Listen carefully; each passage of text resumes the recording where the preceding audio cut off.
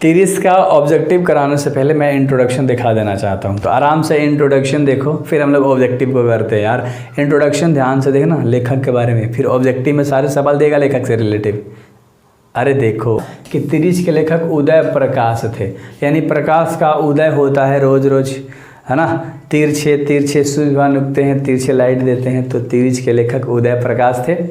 उदय प्रकाश का जन्म 1 जनवरी 1952 को हुआ था। 1 जनवरी यार, जिस दिन पहला साल आता है, पहली जनवरी आती है, आप सब सेलिब्रेट करते हो, है ना, मस्ती करते हो, कुछ बनाते हो, खाते हो, पार्टी मनाते हो, एक ज़िंदगी में टारगेट सेट करते हो कि आपको आगे क्या बनना है, आपको कैसे क्या करनी है। तो उन सारी चीज़ों को मद्देनज़र रखते हुए हम लोग उदय प्रकाश के जन्म को याद कर लिए कि 1 जनवरी 1952 को उदय प्रकाश का जन्म हुआ था। जन्म स्थान की बात करेंगे तो सीतापुर अनूपपुर, जो कि एमपी के अंदर पड़ता है। सीता अनूप, सीता अनूप, सीता अनूप, ठीक है, याद हो गया। चलो, वैसे मेरे को डांस स्टेप आती नहीं है, बट मैं करके सीतापुर अनूपपुर में उदय प्रकाश का जन्म हुआ था। और पिता का नाम था श्री प्रेम कुमार सिंह। जैसे आपके और मेरे बीच में प्रेम है ना भाई, बोलो कमेंट में बताओ हाँ या ना, है ना, रखना भी इसे, ठीक है। तो प्रेम कुमार सिंह की पत्नी का नाम था गंगा देवी, यानी कि उदय प्रकाश के मम्मी का नाम था गंगा देवी। आई होप कि अच्छे से क्लियर हो गया होगा। और बहुत मज़ा आता है मेरे को, इंटरेस्ट लेके आपको पढ़ाता हूँ। एंड काफ़ी प्यारे हो तुम सब, है ना। बोल ही देता हूँ, इतने प्यारे हो। तो प्रेम कुमार की पत्नी थी गंगा देवी, उदय प्रकाश की माँ, ठीक है। चलो, रचनाएं के अंदर आप देखोगे तो कविता और कहानी, है ना, कविता और कहानी इन्होंने लिखा है। कहानी में मैं आपको बताता हूँ, देखो अभी याद हो जाएगा। सुनो कारीगर, सुनो सुनो, कौन कारीगर। उसके बाद अबूतर कबूतर, क्या मेरे भाई, अबूतर कबूतर चबूतर, चबूतर मत याद रखना, ट्रिक बता रहा हूँ। अबूतर कबूतर क्या है, कविता है। रात में हारमोनियम, रात में हार मान लिया, मान लो नियम के अनुसार, तो रात में हारमोनियम, हारमोनियम ऐसे लोग बजाते हैं ना, हारमोनियम कैसे, ऐसे ऐसे, पता नहीं यार, है ना। चलो, ईश्वर की आंख आदि, है ना, ये सब कविताएं हैं, अच्छे से देख लो। सुनो कारीगर, अबूतर कबूतर, रात में हारमोनियम और ईश्वर की आंख। अगर आप कहानी के बारे में बात करोगे, किसके बारे में, कहानी के बारे में बात करोगे, तो दरियाई घोड़ा, तिरिच, पिल्ली छतरी वाली छतरी, ये 3 गो हो गया।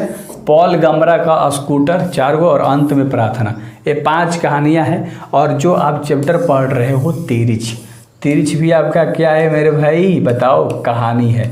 तिरिच भी आपका क्या है, कहानी है। तो उम्मीद करता हूँ आपको बेहतर तरीके से सारी चीज़ें समझ में आ रही होगी। ऑब्जेक्टिव अच्छे तरीके से पहला आप सवाल करते हैं, है ना, और अच्छे से जवाब देना। लेखक को थानू से कैसा संबंध था। तो जो थानू था ना, यानी लेखक उदय प्रकाश का दोस्त था। क्या था, दोस्त था। पहला सवाल याद हो गया, क्या था, दोस्त था। थानू किसका, उदय प्रकाश का। तो दोनों का दोस्ती का संबंध था। और अगला सवाल है कि उदय प्रकाश जी का जन्म कब हुआ था। तो 1 जनवरी 1952, अभी आपने इंट्रोडक्शन में देखा। कब, 1 जनवरी 1952, क्लियर है। अगले सवाल के ऊपर हम लोग अटैक करते हैं। और अगला 3 नंबर का सवाल है, लेखक को सपने में क्या करने की आदत थी। भाई बोलने और चीखने की आदत थी। वो सपने दिखता था ना, तो बोलता था और चीखता था, लेखक उदय प्रकाश, ठीक है। तो चैप्टर वाइज आप कर रहे हो, है ना, तो बेहतर तरीके से आपको सारी चीज़ें करनी है। बाकी तो आपका भाई है, सारी चीज़ें संभाल लेगा, ठीक है ना, विश्वास रखना। थाने के SHO का क्या नाम था। थाने के जो SHO थे उसका नाम क्या था, राघवेंद्र प्रसाद सिंह नाम था। क्या नाम था, राघवेंद्र प्रसाद सिंह नाम था। किसका, थाने के SHO का, है ना। और अगला जो 5 नंबर का सवाल है, गणेशवा कौन था। गणेशवा एक मोची था भाई, है ना, याद हो गया होगा। गणेशवा कौन था, एक मोची था। अगले सवाल के ऊपर हम बात करेंगे, ठीक ना। किस सवाल के ऊपर बात करेंगे, अगले सवाल के ऊपर बात करेंगे 6 नंबर का। 6 नंबर का सवाल देखो, लेखक के पिताजी शहर क्यों गए थे। लेखक के पिताजी अदालत में पेशी थी, तो इसलिए वो शहर गए थे। शहर क्यों गए थे, क्योंकि अदालत में पेशी थी उदय प्रकाश के पिताजी यानी प्रेम कुमार जी का। और अगला है कि लेखक के बुरे सपने का सबसे खतरनाक पात्र, यानी वो सपना देखा करते थे किसका, हाथी और तिरिच का। हाथी और तिरिच का सपना देखते थे भाई, इसलिए वो बोलते और चीखते थे, किसमें, सपना में, है ना, याद रहेगा। अगला सवाल जो 8 नंबर का सवाल है, किस गांव में धतूरे के पौधे मिले थे। तो सामतपुर में, है ना, किस गांव में भाई? सामत आ गई थी, क्योंकि तिरिच काट लिया तो एक तरह से सामत आ गई। तो तिरिच के जो काटे गए थे और जो जहर फैल गया था, तो उसका जो एंटीडोट था, है ना, धतूरे के पौधे बोलते हो ना उसे, तो सामतपुर में मिला था। और अगला 9 नंबर का सवाल है भाई, लेखक के पिताजी का क्या नाम था? अरे प्रेम कुमार सिंह। लेखक के पिताजी का प्रेम कुमार नाम था। मम्मी का गंगा देवी नाम था, है ना। उदय प्रकाश के मम्मी और पापा का नाम बताया। चलो, पिताजी स्टेट बैंक ऑफ इंडिया की इमारत में प्रवेश किए थे लगभग 11 बजे के लपेट में। कब? 11 बजे के। 2 अंगुरियाँ दिख रहा है, 11 दिख रहा है, 2 नहीं है, 11 है, ठीक है। तो 11 बजे के लपेट में एंटर किए थे।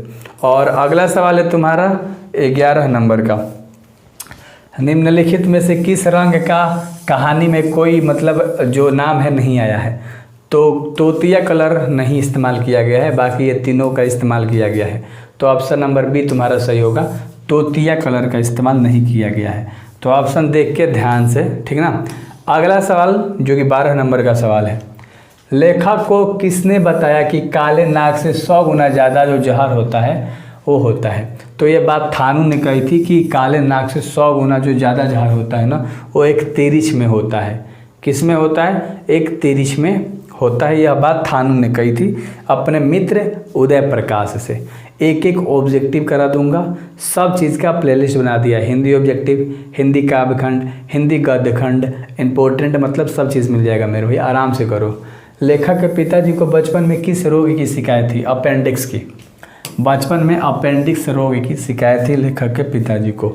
और अगला जो 14 नंबर का सवाल है, गांव के ग्राम पंचायत सरपंच का क्या नाम था? है ना, तो पंडित कंधई राम तिवारी नाम था गांव के सरपंच का, याद रख लेना, ठीक है। चलो, और अगला सवाल है कि डॉक्टर पंत ने कितने रुपए दिए थे मेरे भाई लेखक को? तो 300 रुपये उदय प्रकाश को डॉक्टर पंत ने दिए थे। कितने? 300 रुपये। और अगला 16 नंबर का सवाल है, अबूतर कबूतर क्या है? तो एक कवित संग्रह है, क्योंकि आपको मैंने इंट्रोडक्शन में कराया कि कविता है अबूतर कबूतर, तो यह एक कवित संग्रह है। और अगला, उदय प्रकाश जी ने एमए की पढ़ाई कौन भाषा में किया था? एमए की पढ़ाई तो हिंदी विषय में किया था, है ना, भाषा नहीं विषय, तो हिंदी विषय में किया था मेरे भाई, याद रहेगा, याद रहेगा तुम्हें। चलो, अगला 18 नंबर का सवाल है, गंगा देवी कौन थी? अरे लेखक के माँ के नाम था गंगा देवी, ये तो आपको पता है ना, लेखक के माँ यानी कि उदय प्रकाश के माँ का नाम था गंगा देवी। अगला है 20 नंबर का, संडे मेल में लेखक क्या थे? संडे मेल में सहायक संपादक थे। क्या थे? सहायक संपादक थे मेरे भाई। तो 19 का ऑप्शन नंबर ए बिल्कुल सही हो जाएगा। और अगला सवाल है जो 20 नंबर का सवाल है, ध्यान से देखिएगा, लेखक उदय प्रकाश जी ने किस पत्रिका का संपादन विभाग में काम किया था? तो दिनमान पत्रिका में उन्होंने काम किया था, याद रहेगा, दिनमान पत्रिका का नाम था मेरे भाई। चलो, बहुत बढ़िया। अगला सवाल देख लो 21 नंबर का, पिताजी की मृत्यु कितने बजे के आसपास में हो गई थी? 6:15 बजे के आसपास में पिताजी की मृत्यु हो गई थी। अगला सवाल है 22 नंबर का, पिताजी की मृत्यु का कारण क्या था? तो पिताजी के मृत्यु का कारण मेरे भाई था मानसिक सदमे और अधिक रक्तस्राव से, यानी कि ज़्यादा खून बह गया था, तो इसलिए उनकी मृत्यु हो गई थी। और अगला सवाल है जो 23 नंबर का सवाल है कि किसके सवालों में कोई खास बात नहीं होती थी? किसके सवालों में कोई खास बात नहीं होती थी? तो बहन जो भी सवाल किया करती थी, तो बहन के बातों में कोई भी खास तरह का इंटरेस्ट और दिलचस्पी नहीं होती थी किसी की, मतलब बात कोई नहीं थी। तिरिच क्या है? एक बीच खापड़ है। तिरिच क्या है? एक बीच खापड़ है मेरे भाई, है ना।